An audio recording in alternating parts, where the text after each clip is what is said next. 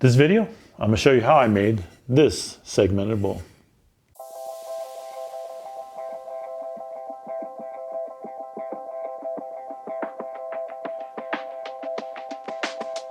So this video, I'm going to show you how I made this bowl, which is walnut, maple, and pieces of Purple Heart in it. So follow along. Let's check it out.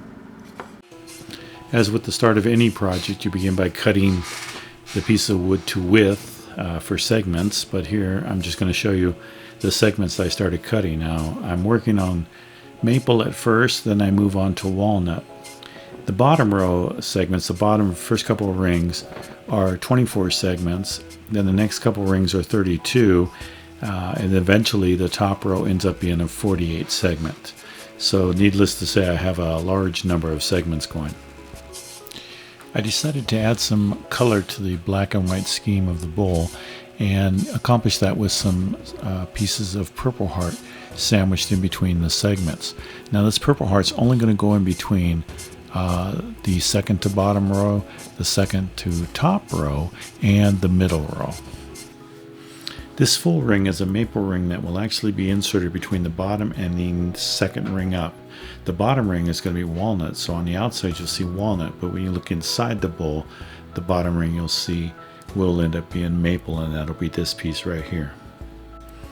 This is the outside bottom ring, which is walnut.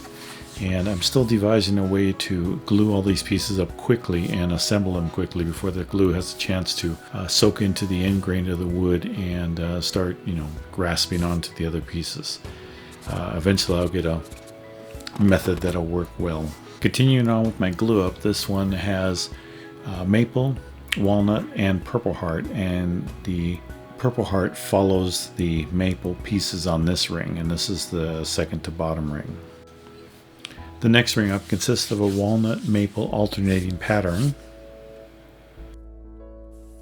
My middle ring has Purple Heart also inserted in between each segment this time. So the Purple Heart follows the maple, then between the maple and walnut, walnut, maple, maple and walnut, so on and so forth. The next ring is the alternating pattern again of maple and walnut. Notice that they get progressively bigger and they're starting to be more and more segments. This ring starts the 48 segment rings. My final ring of color has the Purple Heart inserted after the walnut, before the maple, and so it's every other piece that it's inserted. Last but not least, the top ring, which is a 48 segment maple continuous ring.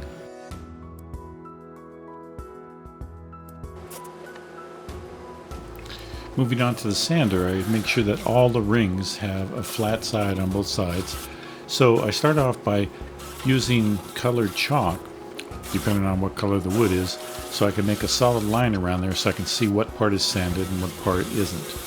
Once the lines disappear on the one side, I flip them over, and after all the lines are gone, the rings are flat and ready to be glued up.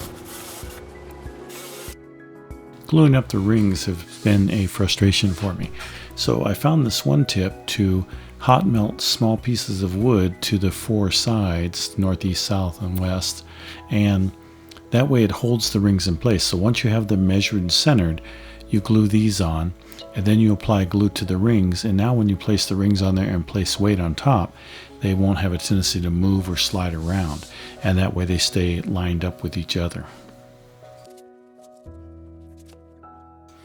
However, when I got to this ring, I found that my methodology wasn't quite right. I had the pieces too high, so when I put the wood on to put the weights on top of this ring, it was actually hitting the little pieces that I glued on. So I had to remove them and put them in the other orientation where they were shorter, so they weren't hitting the top piece. So for those of you trying this method, just don't make the same mistake I did. For that bottom inner piece, I wanted to have a piece of Purple Heart in the center. So this is what I'm doing here, is I'm drilling this out for a piece of Purple Heart that I turned on the lathe so that would glue in and fit right in the center part of the maple bottom. In order for this to work, I first had to true up the ends of that maple piece, which I'm doing here.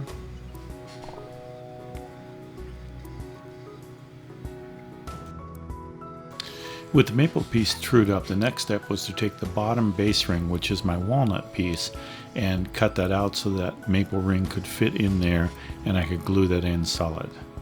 And this is the procedure that I did with that. I don't have to worry about the outside so much, mainly making an inside circle that's the correct diameter, has my maple piece. After repeated test fits, I finally had a dimension that the maple piece would fit in there quite nicely.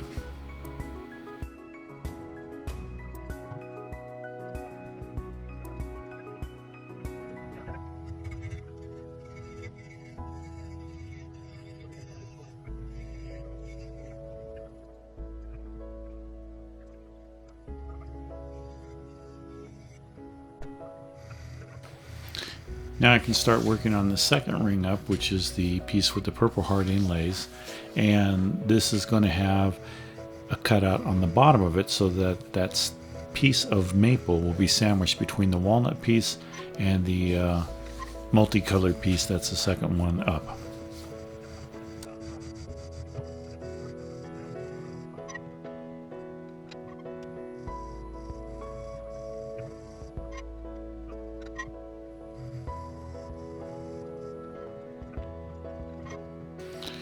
After a number of test fits and adjustments, I finally had this layout that I needed, and all the pieces would glue up to form very little gap between everything.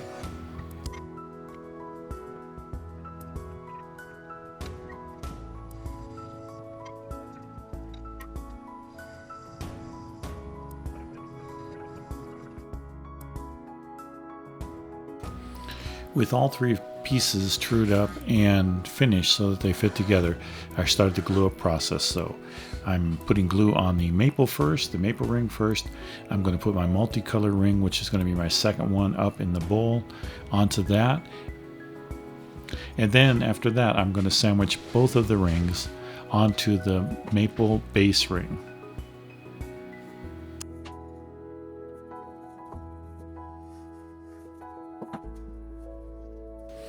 Once my three base pieces are dry, I can take them on over and line them up and glue them onto the bottom of my bowl and finish that glue up.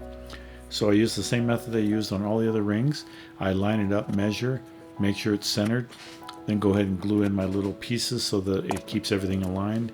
Apply glue, add weight, and just wait for it all to dry before taking it over the lathe and begin cutting. After mounting onto the lathe, I begin my cutting by working on the outside pieces. So I will trim all them down to shape, which would form almost automatically because of the size of the rings.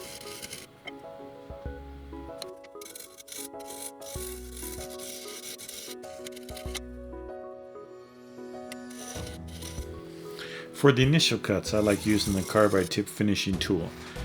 This seems to work easy for me. It gives nice quick cuts. It doesn't dull so fast. Less chance for grab and catches. So I just continue this process until I have the bowl to shape.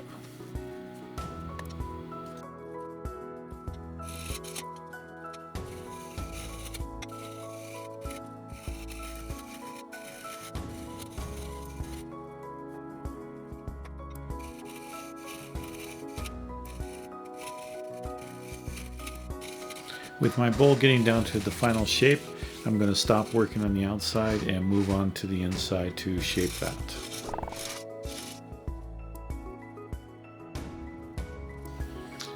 At this point I realized that I didn't have the camera on, so I'm actually down to my final shaping. And you'll notice here that I didn't have that centerpiece perfectly lined up to the center, so it keeps bouncing back and forth on me, something I just had to look at the whole time. But for my first try with a segmented bowl this size, I'm happy with it. Because it's all still relatively new to me, I found out that my new lathe, the tool rest, wasn't quite long enough to fit to the bottom of the bowl, so I couldn't finish out the bottom of the bowl. So I had to actually abandon this project for a day, go down to my local rockler store and get a bowl tooth tool rest, which allowed me to finish it up. And here it is, my brand new shiny bowl tool rest being used for the first time. So I was able to start working on the bowl and finishing up the bottom here.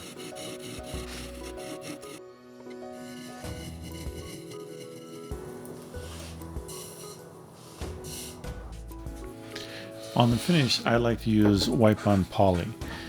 This particular bowl, I'm going to put 5, I think it was 6 coats I ended up putting on this. So I put the finish on both the inside and outside of the bowl while it was on the lathe before separating it off the base. And as always, when you first put the finish on, it's really cool to see how everything just pops out. Now, I don't know if any of you noticed, but I did make a couple mistakes on my glue up as far as alternating pieces, and so I tried to put those mistakes on the same side of the bowl. But again, this is my first bowl like this, of this size and segmented, so I'm pretty happy with the results so far. I'm going to use the cold jaws on the top part of the bowl, so before I place them in there, I decided to use some blue tape around the edges here, and that's going to give it a little bit of protection and prevent it from getting marred up on the cold jaws. With the bowl in the cold jaws, I started to part off the bottom piece. Now, having never done this before, I only went so far and then decided to be a little bit more cautious, so I brought out my pull saw and just started cutting off the base, which is probably the best way to do it, I think. With my mounting piece removed, I can now proceed to finish up the base and finish up this bowl. So as you can see here, this is it took a little bit to get cut in.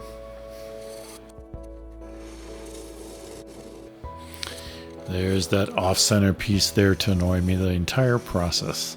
But clean this up pretty good, and you can see that's a good shot of how I have that maple ring inlaid into the walnut.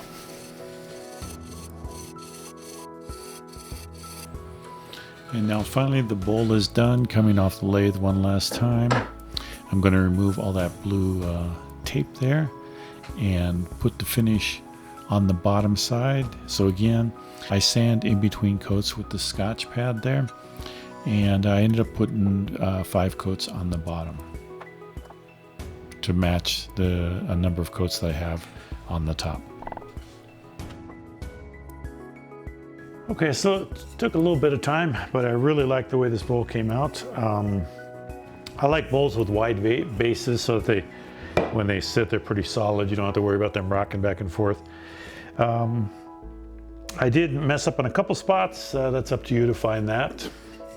But I do like the overall look of it. I end up with, I think, close to 6 or 7 coats of wipe-on poly onto this, and a nice smooth feel to it.